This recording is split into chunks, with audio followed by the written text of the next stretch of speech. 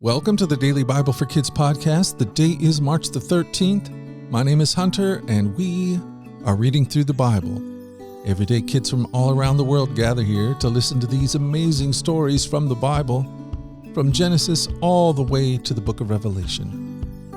And today, we're in the book of Judges. Samson's girlfriend, Delilah, was giving him a really hard time. She wanted to know what would make Samson weak, and she wouldn't stop asking until he told her. Let's see what happens in Judges 16. Sometime later, Samson fell in love with a woman named Delilah, who lived in the valley of Sorek. The rulers of the Philistines went to her and said, "Entice Samson to tell you what makes him so strong, and how he can be overpowered and tied up securely. Then each of us will give you 1,100 pieces of silver." So Delilah said to Samson, "Please tell me what makes you so strong and what it would take to tie you up securely." Samson replied, "If I were tied up with 7 new bowstrings that have not yet been dried, I would become as weak as anyone else." So the Philistine rulers brought Delilah 7 new bowstrings, and she tied up Samson with them. She had hidden some men in one of the inner rooms in her house, and she cried out, "Samson, the Philistines have come to capture you." But Samson snapped the bowstrings as a piece of string snaps when it's burned by a fire. So the secret of his strength was not discovered. Afterward, Delilah said to him, "You've been making fun of me by telling me lies. Now please tell me how you can be tied up securely." Samson replied, "If I were tied up by 7 new ropes that had never been used, I would become as weak as anyone else." So Delilah took new ropes and tied him up with them. The men were hidden in the inner room as before, and again Delilah cried out, "Samson, the Philistines have come to capture you." But again Samson snapped the ropes from his arms as if they were thread. Then Delilah said, "You've been making fun of me and telling me lies. Now tell me how you can be tied up securely." Samson replied, "If you were to weave 7 braids of my hair into the fabric of your loom and tighten it with the loom shuttle, I would become as weak as anyone else." So while he slept, Delilah wove 7 braids of his hair into the fabric. Then she tightened it with the loom shuttle. And again she cried out, "Samson, the Philistines have come to capture you."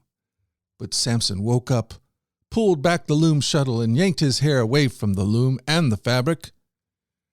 Then Delilah pouted. "How can you tell me I love you when you don't share your secrets with me? You've made fun of me 3 times now, and you still haven't told me what makes you so strong." She tormented him with her nagging day after day until he was sick to death of it. Finally, Samson shared his secret with her. "My hair has never been cut," he confessed, "for I was dedicated to God as a Nazirite from birth. If my head were shaved, my strength would leave me, and I would become as weak as anyone else." Delilah realized he had finally told her the truth, so she sent for the Philistine rulers. "Come back one more time," she said.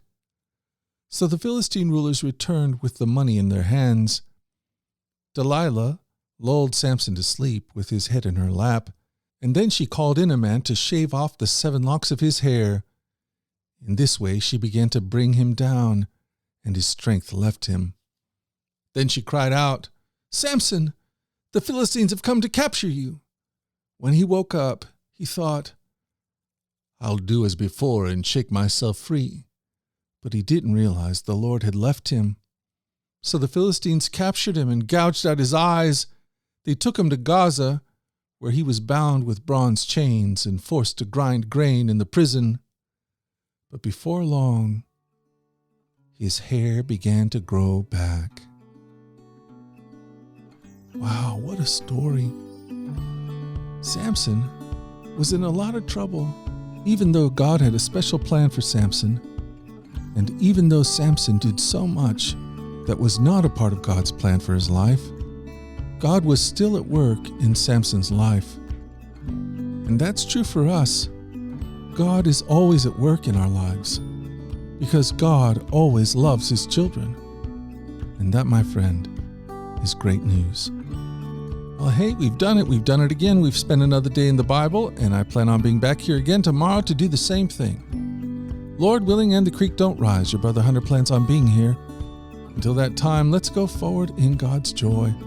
Let's let His joy be our strength, and let us always remember this, that you are loved.